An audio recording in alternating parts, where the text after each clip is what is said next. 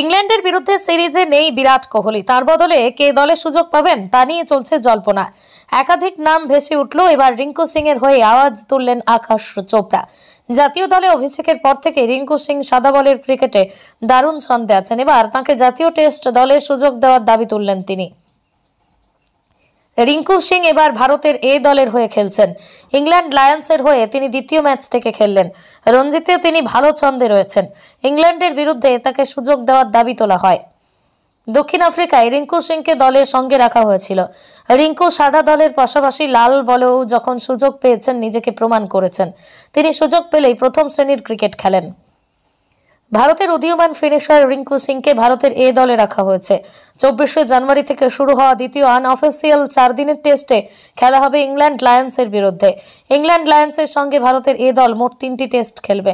একদিকে ভারত ও ইংল্যান্ড দলের মধ্যে টেস্ট সিরিজ চলবে, আর অন্যদিকে আনঅফিসিয়াল টেস্ট চলবে।